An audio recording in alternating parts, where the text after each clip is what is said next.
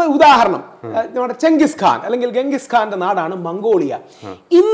ഇന്ന് അതായത് തെളിവ് വേറൊന്നും വേണ്ട, ഇന്ന് മംഗോളിയയുടെ തലസ്ഥാനമായ ഉലാൻ ബത്തോർ, അതിന്റെ ചിഹ്നം നമ്മുടെ ഗരുഡനാണ്.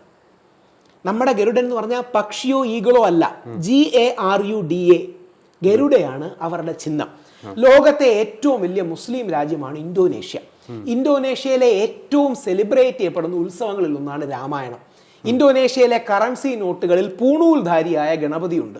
ഇന്തോനേഷ്യയിലെ ഫ്ലൈറ്റിന്റെ ഇന്നത്തെ പേര് ഇന്ത്യയിലെ എയർ ഇന്ത്യ പോലെ ഗരുഡ ഇന്തോനേഷ്യയാണ്. അപ്പം ഗരുഡൻ നമ്മുടെ എന്ന് പറഞ്ഞാൽ അവരുടെയും കൂടെയാണ്. ഒരു കൾച്ചറൽ സിമിലാരിറ്റി ഇല്ലേ? ഈ കൾച്ചറൽ സിമിലാരിറ്റി ഫാസിനേറ്റ്. രാമായണമാണ് അവിടെ. രാം മുഹമ്മദ് എന്ന് പറയുന്ന വളരെ നോർമൽ പേരാണ് അവിടെ. സീത, ബാങ്ക്, ഗണേശ.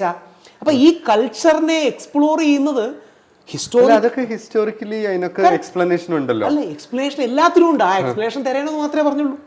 ഇത് അൺഎക്സ്പ്ലെയിൻ. അവിടെയാണ്